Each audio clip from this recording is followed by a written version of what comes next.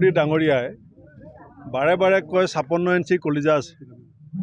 Donald Trump তেখেতৰ বন্ধু, কিন্তু আপোনালোক সকলোৱে দেখিছে যে আমেৰিকাত বিভিন্ন কামত নিয়োজিত বিভিন্ন ভাৰতবৰ্ষৰ নাগৰিকক কি ধৰণে বন্দী হিচাপে হাতত হেণ্ডকাপ লগাই ভৰিত হেণ্ডকাপ লগাই 40 ঘণ্টা অনাহাৰে অনিদ্ৰায় কি ধৰণৰ দুৰ্ব্যৱহাৰ কৰা হৈছে, সেই কথাটোত এতিয়ালৈকে দেশৰ প্ৰধানমন্ত্ৰী মৌন, আমাৰ দেশৰ যিজন বিদেশ মন্ত্ৰী এছ জয়শংকৰ ডাঙৰীয়া মৌন।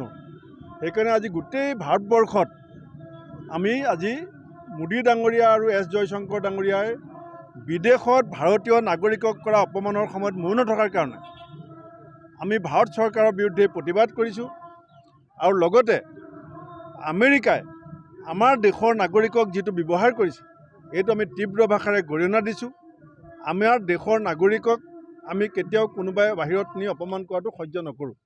আজি আমি এই প্ৰতিবাদ কৰাৰ মুহূৰ্তত আমি দেশৰ প্ৰধানমন্ত্ৰীক আৰু বিদেশ মন্ত্ৰীক আহ্বান জনাম যে অতি শীঘ্ৰে আপোনালোকে এই সম্পৰ্কত আমেৰিকাৰ সৈতে প্ৰত্যক্ষ যোগাযোগ কৰি ভাৰতীয় নাগৰিকৰ মান সন্মান নিৰাপত্তা সুনিশ্চিত কৰক।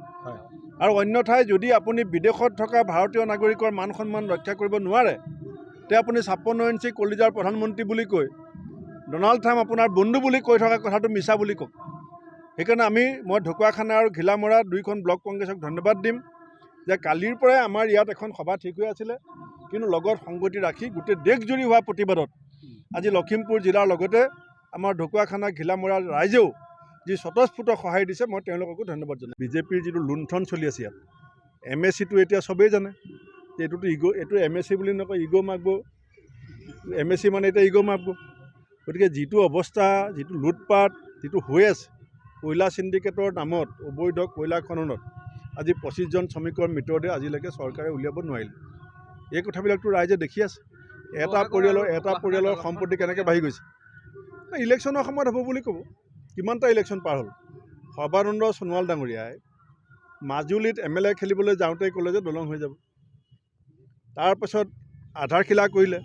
তাৰপিছত নীতিন গডকাৰী ডাঙৰীয়াই পাৰ্লিয়ামেণ্টত গৈ ক'লে যে সোণোৱালক জিকাবৰ কাৰণেহে মই কৈছিলোঁ। এতিয়া খুটা বহি গ'ল। ঠিকাদাৰ কোন? যিটো ঠিকাদাৰক উত্তৰ প্ৰদেশৰ চৰকাৰে ব্লেকলিষ্টেড কৰিছে, আজি সেইটো ঠিকাদাৰকে অসম চৰকাৰে ৰঙা দলিচা পাই দিছে। গতিকে আমাৰ অসমৰ ৰাইজৰ যিটো আৱেগ আৰু অনুভূতি বিজেপিয়ে যিধৰণে হেতালি খেলিছে তাৰ প্ৰকৃত যিটো প্ৰত্যুত্তৰ অসমৰ ৰাইজে 26 চনৰ 10 মে'ৰ ভিতৰত দিব।